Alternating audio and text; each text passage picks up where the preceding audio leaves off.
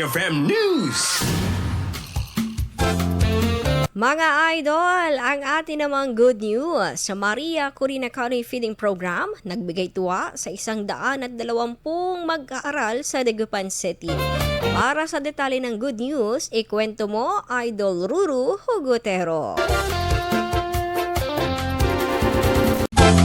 Naging makulay at puno ng ngiti ang araw ng 120 mag-aaral ng Lasep Grande Elementary School matapos silang makatanggap ng pagkain, bitamina at school supplies sa isinagawang Maria Corina County Feeding Program kahapon. Layunin ng programa na matulungan ang mga bata sa kanilang nutrisyon at pang-araw-araw na pangangailangan sa pag-aaral bilang bahagi ng advokasya para sa kalusugan at kapakanan ng kabataan. Pinangunahan ang aktibidad ng 104.7 IFM Dagupan kasama ang Radio Mindanao Network at Arman Foundation sa tulong ng mga sponsors na kinabibilangan ng Jerome Lazo Car Rental Dagupan City, Pangasinan, Queen's Water Refilling Station, Marigold Store, Honorable Councilor Doc Jaja Kayabyab at ng The Medical City, Pangasinan. Nagpaabot ng pasasalamat ang principal ng paaralan na si Mrs. Jennifer Polido at pinuri ang lahat ng organisasyong nakiisa sa programa. Unang-una po, thank you so much sa IFM dahil sa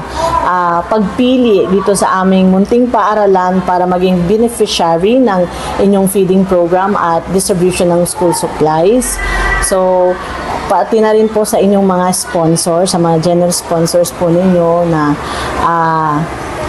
sabi nga ni Sir, kahit short notice ay napaunlakan pa rin po. So, naway patuloy nyo pa pong gawin itong mga activity na to dahil talagang nakakatulong po ito sa mga estudyante natin at syempre nakakapagpasaya din po sa kanila. Nagbigay rin ng mensahe ang isa sa mga sponsor na si Jerome Lazo na binibigyang diin ang kahalagahan ng pagtutulungan ng komunidad upang masiguro ang sapat na suporta para sa kabataan.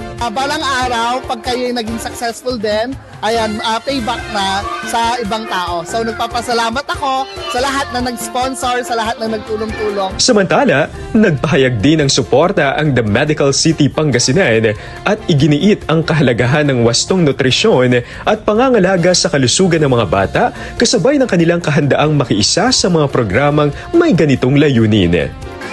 Helpful din siya kasi in a way, yung goal kasi ng the medical city or in the healthcare sector itself is talagang maging healthy yung mga tao natin. So with this feeding program, yung mga malnourished natin or yung mga kulang sa mga nutrition natin mga bata, at least masusustentuhan or matutustusan sila gamit sa mga through these programs.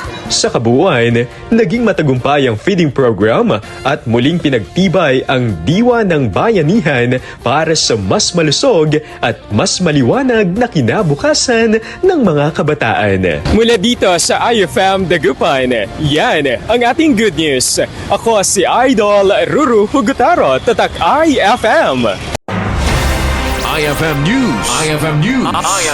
IFM News.